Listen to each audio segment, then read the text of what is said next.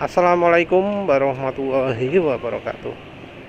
Nulis kali ini ingin bahas kira-kira apa sih yang bikin kita itu dijauhi oleh pemirsa,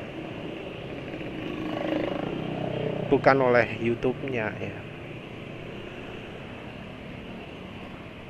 Jadi terutama yang mungkin lebih besar pengaruhnya untuk Indonesia adalah soal moral. Mungkin ketika kita memposting pesan tidak bermoral atau video tidak bermoral atau tindakan yang baik sengaja ataupun tidak ternyata tidak bermoral, itu video kita itu mungkin akan melonjak, mungkin view-nya mungkin bahkan bisa sampai ratusan ribu jutaan gitu ya. Tapi ya kalau cuma sekali, untuk apa? Karena kelanggengan hidup dari channel itu bukan dari satu video yang bisa mendapatkan jutaan view. YouTube itu mengharapkan kita itu selalu mendapatkan video, selalu punya video yang isinya jutaan view gitu ya. Tapi kan tentu nggak mungkin. Ada istilah up and down. Menurut penulis agak kurang pas lah ya ketika sebuah video itu view-nya cuma ribuan ketika pemilik channel ini subscribernya jutaan. Ada loh yang seperti itu. Nah, kalau yang sudah seperti itu harus harus berubah strategi. Kita ya jangan sampai terpaku pada yang kita pernah populer gara-gara konten yang seperti ini. Kita pernah dapat viewer yang meledak gara-gara konten seperti ini. Karena ya orang selalu mengharapkan sesuatu yang berbeda. Kalau sama saja, ya orang jadi malas lihat.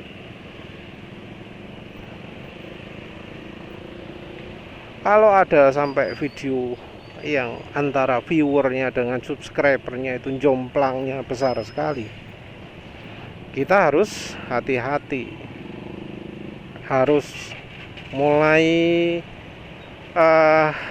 berbenah gitu ya, harus introspeksi. Nah, ada apa ini kok ya viewernya nggak sampai ratusan ribu padahal subscribernya jutaan. Begitu pula mungkin subscribernya ribuan tapi yang nonton cuma kurang dari 10 ya, atau ya puluhan lah. Ribuan itu kalau yang nonton puluhan masih lumayan loh ya. Masih lumayan, itu masih ya bisa ditoleransi lah. Tapi kalau kurang dari 10, nah kita harus waspada. Apalagi bila channelnya itu kalau bikin konten jarang-jarang, bikin kontennya enggak tiap minggu gitu ya, atau tiap hari ya.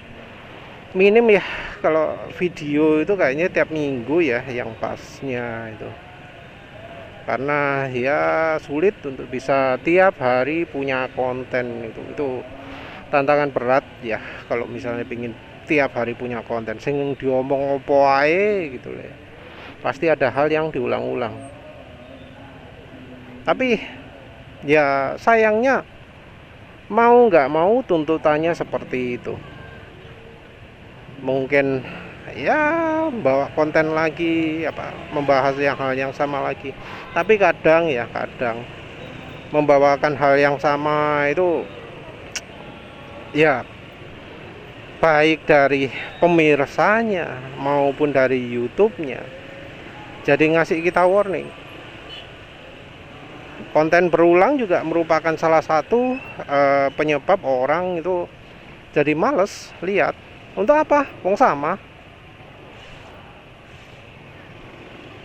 Terus dari YouTube-nya juga, kalau misalnya ternyata kontennya itu nggak ada bedanya, terkadang kita dapat warning juga. Ya, perlu tahu juga bahwa YouTube itu bukan cuma komputer, ada orangnya juga. Jadi orang yang ngerti, loh ini orang materi sama didawak-dawaknya diulang-ulang ya. Nah, kalau sudah seperti itu dapat peringatan. Jadi istilahnya reuse konten. Apalagi ketika konten kita itu menjiplak orang lain. Sama ya, meniru apa yang dilakukan orang lain. Walau kita ngerekam pakai video kita sendiri, yang beraksi kita sendiri, tapi kalau konten dianggap menjiplak orang lain, ya tetap kita kena warning konten reuse.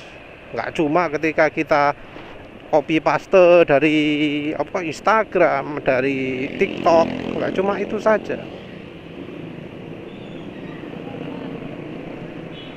Ya memang tantangan itu selalu membuat konten itu berat sekali. Bikin konten itu tiap hari harus punya persepsi kreativitas, punya kemampuan lah membahas hal yang mestinya sama jadi sesuatu yang nggak sama. Itu ya sayangnya itu butuh bakat. Tapi kalau misalnya nggak punya bakat, ya cari tahu lah gimana caranya konten sama bisa bervariasi, bisa bikin orang nonton, bisa bikin orang seneng. Minta bantuan saudara, tetangga, temen. Yang jelas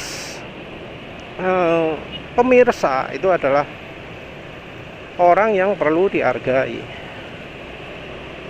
Melakukan tindakan moral yang buruk gitu ya, mungkin awal-awal tinggi viewernya, tapi kalau kemudian diterus-teruskan, walau yang sama-sama sepakat pun ya rasanya bisa ikut males juga, karena ya ngapain. Selain dari faktor moral, nipu viewer itu yang termasuk pantangan juga. Nipu viewer itu kalau sampai nipu gitu bisa benar-benar fatal ya, karena yang kita butuhkan itu langganan. Kalau mau langgeng di YouTube itu kita harus menghormati pemirsa, menghormati langganan kita. Jangan dianggap pasti ada baru. Karena bukan itu yang didukung oleh YouTube. Jadi dari YouTube-nya sendiri ya bisa ngeri loh ya. Bisa memperhatikan, loh orang ini biasanya sering nonton channel ini, tapi kok sekarang enggak ya. Kalau ada video baru kok dicueki. Terus kalau yang mengalami itu banyak, kan di YouTube juga tahu juga, loh ini kok orang juga nggak suka gitu ya. Kalau soal algoritma yang seperti ini ya, mendapatkan kesimpulan dari video, dari data yang banyak itu sekarang sudah termasuk canggih ya zamannya ya. Jadi sudah sangat maju lah ya. Yang namanya AI sekarang sudah berkembang pesat untuk tahu trennya ini gitu. Jadi untuk tahu bahwa oh channel ini kok malah dijauhi pemirsa aslinya ya, langganan kok pada lari semua, yang nonton sekarang kok orang-orang baru semua. Nah, YouTube itu termasuk apa ya, termasuk cerdas ya, penulis sedikit banyak lihat efeknya itu ya. Jadi kalau ada channel ya, videonya itu kadang ditunjukkan, tapi terus penulis nggak pernah follow up.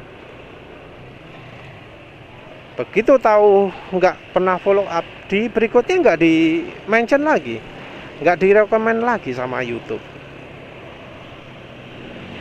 Jadi ya itu ya, yang utama dari YouTube itu adalah menyenangkan pelanggan, membuat orang itu jadi betah. Kalau kita melakukan sesuatu yang ya bikin penggemar marah, bikin apa jenenge orang yang nonton jadi kecewa, jadi merasa tertipu, wah wis sulit untuk berkembang, malah bisa turun. Walau penontonnya sudah jutaan, subscriber nggak pernah turun-turun, tetap jutaan gitu. Tapi YouTube itu sekarang bukan lihat subscriber, mau subscriber jutaan, puluhan juta, cuek YouTube. YouTube itu cuma lihat nih orang masih ditonton sama langganannya apa enggak, yang subscribe ke dia apa nonton atau enggak. Bahkan bisa jadi yang nonton apa subscriber jutaan, tapi kalau yang nonton cuma puluhan orang, di take down, maksudnya di ciri, di apa di mark, ditunjuk, ditandai oleh YouTube. Ini orang subscriber jutaan tapi kok videonya gak ditonton orang gitu ya. Nah ini warning ini ya, baiknya jangan direkomend lagi lah ya, gitu, bisa jadi seperti itu. Jadi penulis sendiri ya termasuk masih baru ya, jadi banyak orang yang nemu video penulis itu dari search. Ada satu video yang sampai ratusan ribu ya, tapi penulis sendiri nggak tahu itu kok bisa lari seperti itu. Kayaknya itu video pernah viral di posting orang ke atau ke grup yang membernya ratusan ribu. Nah itu benar-benar sangat membantu itu. Benar-benar bisa meningkatkan viewer ya. Jadi ya mau nggak mau ya, orang yang populer, orang yang berada di grup yang populer, terus yang di grupnya juga penasaran sama dia, wah berkembangnya sangat pesat. Cuma ya itu tadi, pemirsa mengharapkan sesuatu yang informatif, yang berguna, yang ada manfaatnya, sing enak ditonton atau apalah gitu ya. Walau istilah ada manfaatnya itu belum tentu ya, relatif. Masih gak ada manfaatnya, kalau orang suka ya suka.